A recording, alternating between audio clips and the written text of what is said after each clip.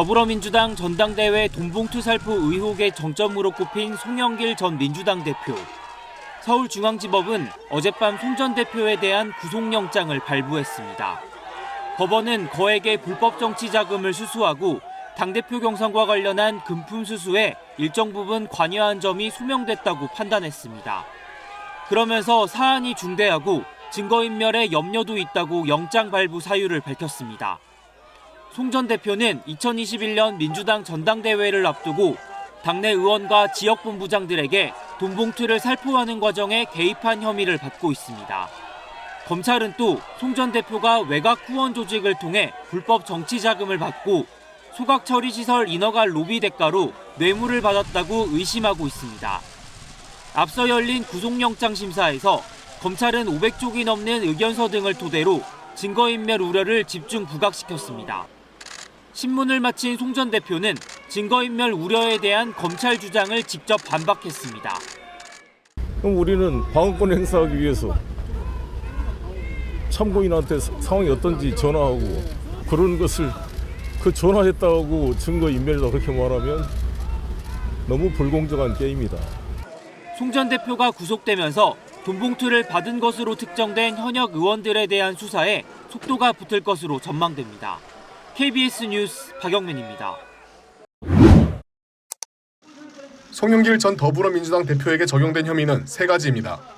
우선 2021년 전당대회를 앞두고 윤관석 의원이 300만 원이 든 돈봉투 20개를 국회의원들에게 돌리는 등 송 전 대표의 당선을 위해 당내에 모두 6,650만 원이 살포되는 과정에 개입한 혐의입니다.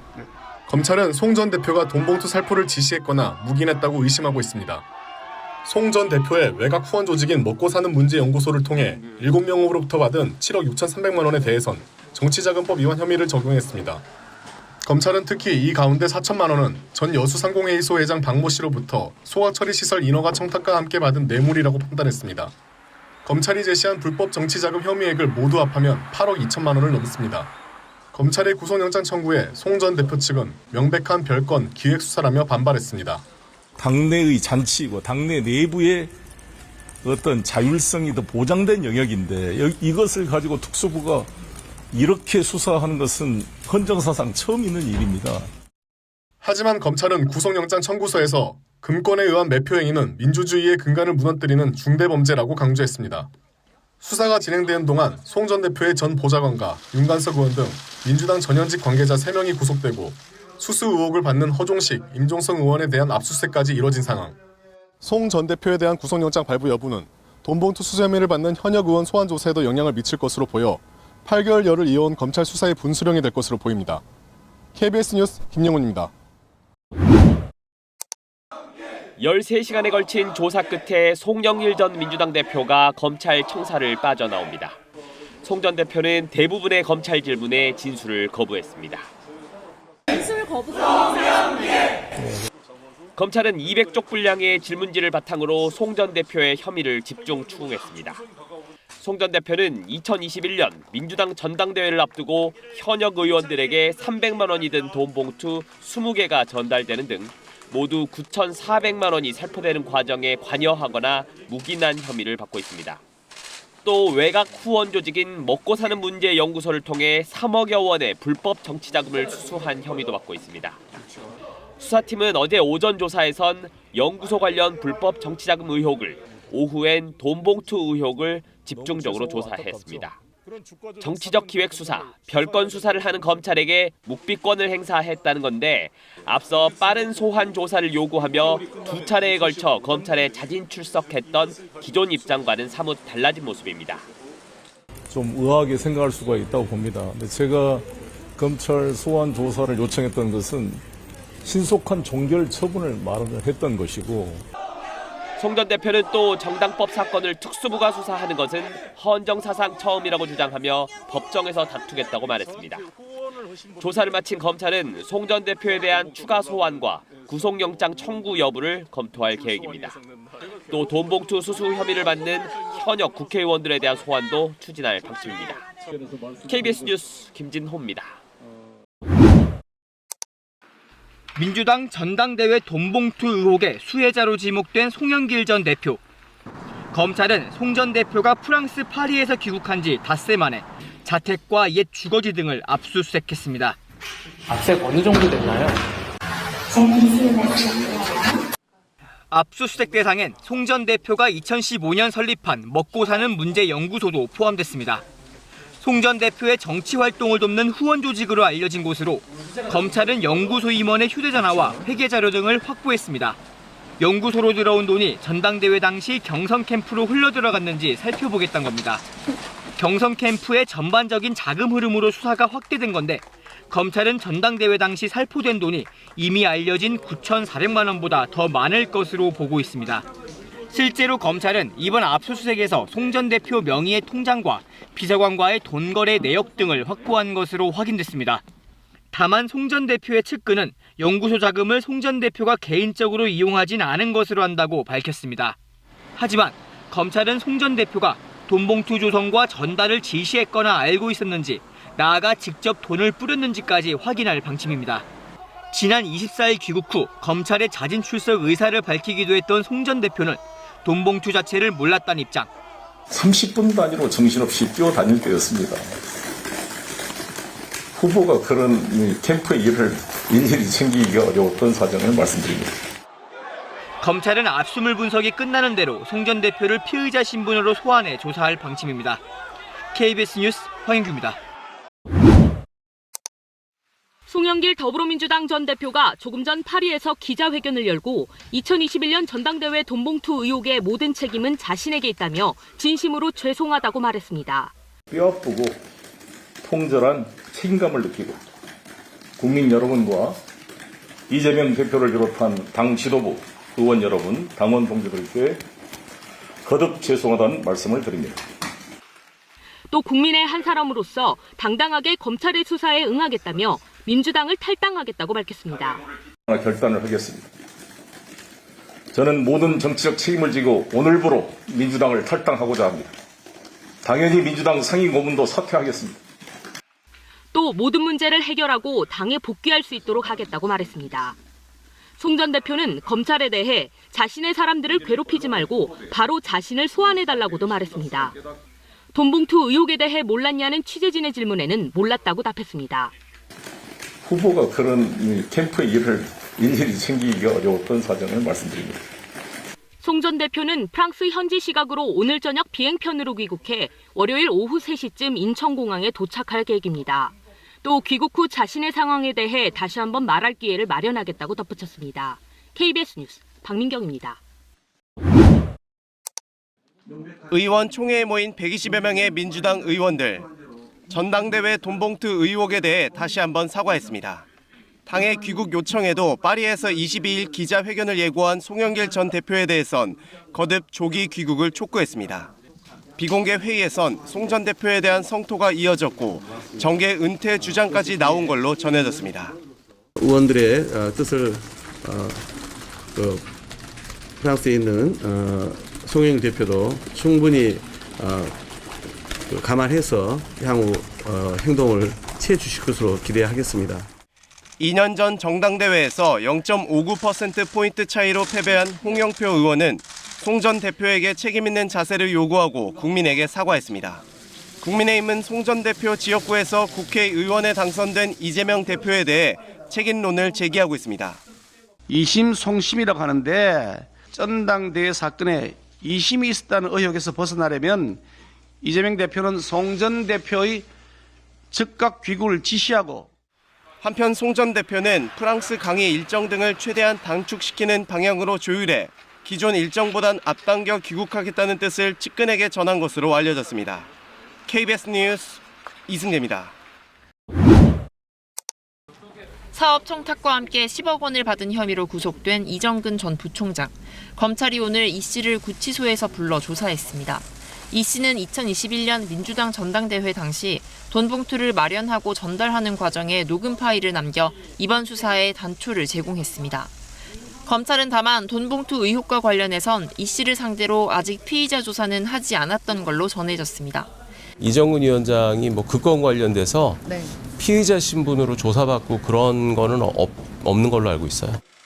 이 씨의 녹음 파일은 주로 윤관석, 이성만 의원, 강래구 감사협회장 등과 나눈 대화로 송영길 전 대표가 있을 때 금품 전달에 대해 얘기했다.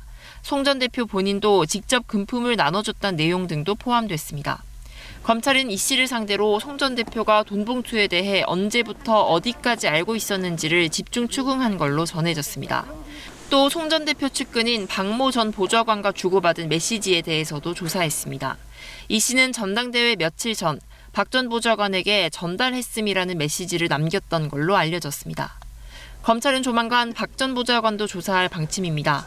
핵심 피의자 조사가 속도를 내면서 남은 수사 대상은 윤관석, 이성만 의원으로 압축되고 있습니다. 검찰은 돈 봉투가 실제 전달됐다는 정황을 충분히 확인한 후 두 의원을 조사할 걸로 보입니다. 돈을 받았다고 지목된 의원들과 송 전 대표 조사는 그 다음입니다. 한편 윤관석 의원은 자신의 주거지와 사무실 등에 대한 검찰 압수수색이 위법하다며 법원에 준항고를 제기한 걸로 확인됐습니다. KBS 뉴스 문예슬입니다. 2년 전 민주당 전당대회 당시 송영길 후보 캠프에서 돈봉투 전달에 관여한 혐의로 압수수색을 받은 피의자는 9명. 조택상 당시 인천시 정무부시장도 포함됐습니다. 송영길 인천시장 시절 인천 동구청장으로 일했던 인물입니다. 검찰은 조 전 부시장이 2021년 3월 지인에게서 1,000만 원을 받아 이정근 전 부총장에게 전달했고 이 가운데 900만 원이 캠프 지역 본부장 10여 명에게 전달됐다고 영장에 적었습니다. 조 전 부시장은 KBS와의 통화에서 당시 이정근 씨로부터 금전 지원을 요구받은 사실이 있다고 밝혔습니다. 전쟁터 나가면 실탄이 있어야 되는데 돈 좀 돌아달라고 하더라고요. 캠프의 경제적 상황이 어렵다는 게 이유였습니다. 밥 먹을 것도 없다고 하더라고. 그냥 맨날 만나면 뭐 돈 달라고 하는 사람이니까. 난처해하자 다른 방법도 제안했다고 했습니다. 내가 발이 넓지 않겠냐. 후원금이라도 줄 수 있게 사람들도 소개 좀 해주게 해서. 조 전 부시장은 다만 자신은 제안을 거절했고 돈을 전달했다는 건 기억도 나지 않는다고 했습니다. 검찰은 조만간 조 전 부시장을 포함해 피의자들에 대한 조사를 시작할 방침입니다. 봉투를 받았다고 지목된 민주당 의원 10여 명, 지역본부장 10여 명, 지역상황실장 40명에 대해서도 실제 돈이 전달된 정황 증거를 수집 중인 걸로 전해졌습니다. 검찰은 압수물 분석과 수사를 신속하게 진행해 빠른 시일 안에 수사 결과를 내놓겠다며 수사에 속도를 내겠다고 강조했습니다. KBS 뉴스 황윤규입니다. 사업가 박모 씨가 2019년 8월부터 이용한 한 차명 계좌 거래 내역입니다.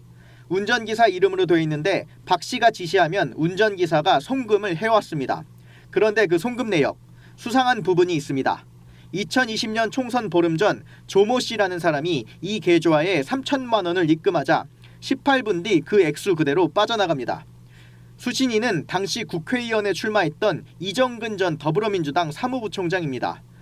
총선 바로 전날에도 조 씨가 3,500만 원을 입금하자 2분 만에 같은 액수의 돈이 이체됐습니다. 입금자 조 씨는 사업가 박 씨의 아내입니다. 이런 식으로 운전기사 명의의 계좌를 거쳐 이정근 전 부총장에게 전달된 돈은 5차례에 걸쳐 총 2억 2천만 원입니다.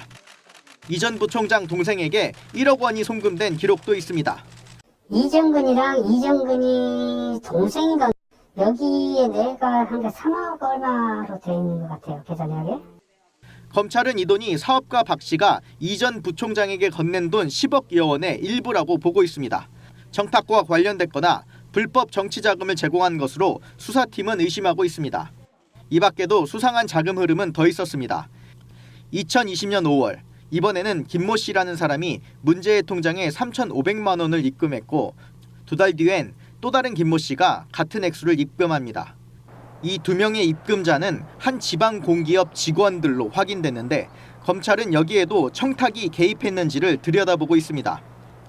동일 사례인지는 확인되지 않았지만 이 전 부총장 구속영장에는 사업가 박 씨가 공기업 직원 승진 청탁을 했다는 혐의도 담겨 있습니다. 인사이동이 있을 때 거의 매일 만나다시피 이정근이를 만났어요. 호텔에서 오전에 만났다가 또 오후에 만났다가. 이 전 부총장 구속 기간을 한 차례 연장한 검찰은 오는 19일 전에 기소한다는 방침을 세워두고 있습니다. 현재 불구속 상태로 수사받고 있는 사업가 박 씨도 정치자금법 위반 혐의로 기소하는 한편 추가 혐의에 대한 수사를 계속 이어나갈 것으로 알려졌습니다. KBS 뉴스 김청윤입니다. 검찰이 오늘 오전 더불어민주당 전 사무부총장 이정근 씨를 소환했습니다. 지난달 18일 이 씨의 자택과 사무실 등을 압수수색한 지 약 한 달 만입니다. 알선수재, 정치자금법 위반 등 혐의를 받는 피의자 신분인데 이 씨는 이런 혐의를 강하게 부인했습니다. 한쪽 일방적인 주장만 보도들을 해주셔서요. 그게 저한테는 굉장히 답답했습니다. 좀 참고해 주시기 바랍니다. 이 씨는 사업가 박모 씨로부터 사업 편의나 청탁을 대가로 2019년부터 3년간 수억 원의 금품을 건네받은 혐의를 받고 있습니다. 특히 검찰은 이 씨가 박 씨의 부탁을 받아 마스크 생산업체 인허가를 위해 식약처에 영향력을 행사하고 한국남부발전지구원의 승진에 관여한 정황을 포착해 수사 중입니다. 반부패수사부가 이 씨를 소환한 것은 이번이 처음이어서 이 씨가 받은 자금의 불법성에 대한 본격적인 수사가 시작될 전망입니다. 여기에다 이 씨가 유력 정치인들에 대해 언급한 내용도 박 씨가 검찰에 진술한 것으로 알려져 이번 수사가 또 다른 윗선으로 향할 수 있다는 관측도 나옵니다. 앞서 이 씨는 지난 3월 국회의원 보궐선거 당시 공식적으로 등록되지 않은 전화 홍보원에게 금품을 제공하는 등 공직선거법과 정치자금법을 위반한 혐의로 재판에 넘겨졌습니다. KBS 뉴스 김청윤입니다.